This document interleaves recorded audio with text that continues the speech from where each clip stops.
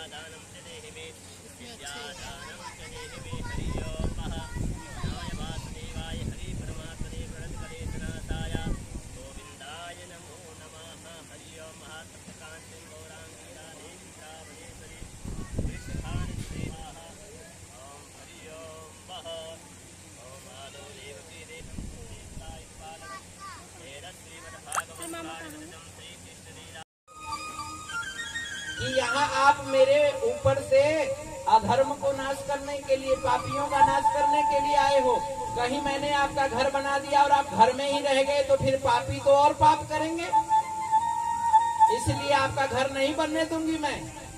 तब भगवान ने वहां मिट्टी को मुंह में डाल के वादा किया है कि तुम चिंता मत करो, मैं पापियों का सर्वनाश करूंगा। आज वही पृथ्वी जब भगवान अपनी प्रतिज्ञा भूल गए तो कांपने लगी। ये तो भूल जाते हैं, कहीं ये भी ना भूल गए हो कि मैं तुम्हारी रक्षा करूंगा, तुम्हारे असुरों से बचाऊंगा। तो मानो पृथ्वी भगवान की प्रतिज्ञा भूलने से डर गई, कांपने लगी। उस कांपती हुई पृथ्वी को भगवान ने अपना दुपट्टा गिरा के, पीताम्बरी गिरा के सांत्वना दी है कि तुम शांत रहो, तुम्हारे को दिया हुआ वचन मुझे याद है, मैं भूला नहीं हूँ। इसीलिए भगवान ने पीताम्बर गिरा दिया। भीष्म जी कहते हैं वो गिरता हुआ पीताम्बर ऐसे लग रहा था मानो पृथ्वी का कोई स्वर्ण आभूषणों से श्रृंगार कर रहा है, और दौड़ते हुए आपके मेरी ओर कदम, उन चरणों में मेरी बुद्धि लग जाए। हे ठाकुर, मैं यही मांगता हूँ। बोलिए भक्त वत्सल भगवान पहचान लेता है। वैसे करोड़ों की अरबों की भीड़ में कर्म हमारे हमें पहचान लेते हैं और उस अनुसार हमें सजा मिलती है। ध्यान देना, 100 जन्मों के बाद आज पितामह भीष्म को सजा मिल रही है, 100 जन्मों के बाद। इसीलिए प्यारे, कर्म हमेशा सोच समझ के करना है।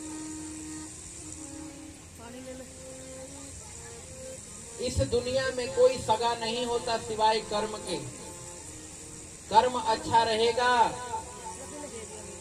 तो अच्छे से दुनिया छोड़ करके जाओगे, कर्म यदि बिगड़ गया तो बड़ा भुगतना पड़ता है महाराज। इसीलिए कहने वाले ने कितनी सुंदर बात कही है, मेरे दाता के दरबार में सब लोगों का खाता, मेरे दाता के दरबार में सब लोगों का खाता, मेरे दाता के दरबार में सब लोगों का खाता, मेरे दाता के दरबार में सब लोगों का खाता। जो कोई जैसे करनी करता वैसा ही फल पाता, मेरे दाता के दरबार में सब लोगों का खाता, मेरे दाता। हमें कितनी पीड़ा होती है, तो क्या हम अधिकारी हैं किसी को मारने के? क्या हम अधिकारी हैं किसी को पीड़ा देने के? ये मानवता नहीं है।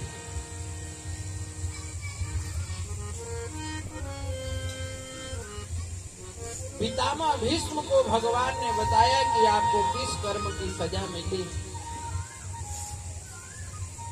रोते हुए, अश्रु बहाते हुए पितामह भीष्म भगवान की स्तुति करते हुए दिव्य ज्योति स्वरूप धारण करके भगवान के चरणों में प्रविष्ट हो गए।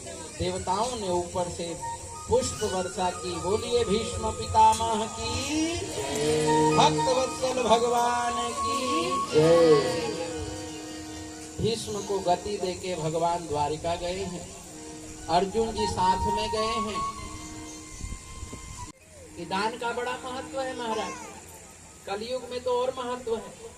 तो लोगों ने जब महत्व सुना तो खुल करके दान देने लगे कि चलो कथा में, धर्म कर्म के कार्य में, मंदिर के कार्य में ध्यान देना चाहिए। देने लगे खुलकर।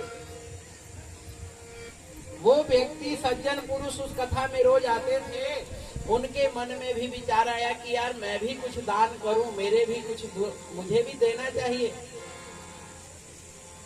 तो एक दिन घर से एक का सिक्का लेके आते हैं।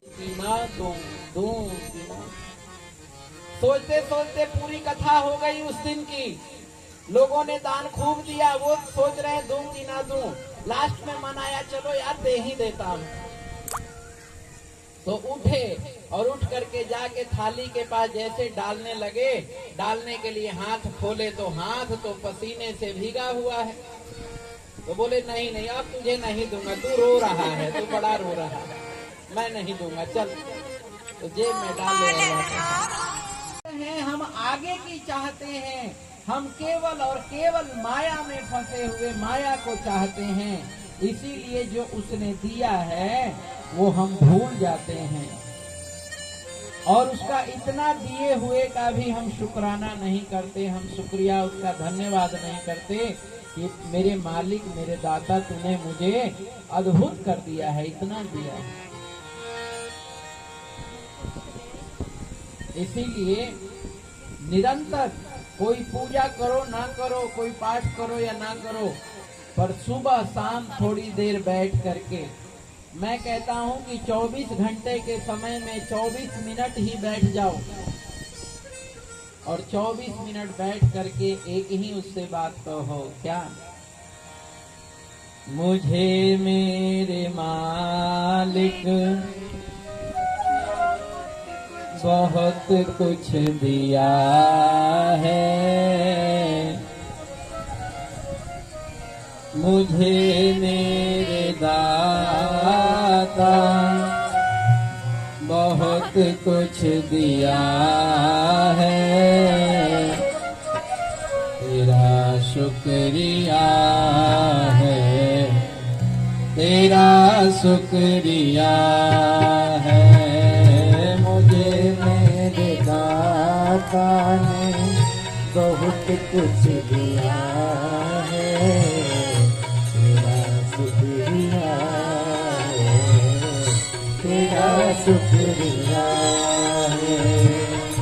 मुझे मेरे मालिक बहुत हुई बात तेरी न मिलती अगर दी, हुई बात तेरी तो क्या थी जमाने में औकात मेरी, तो क्या थी जमाने में औकात मेरी।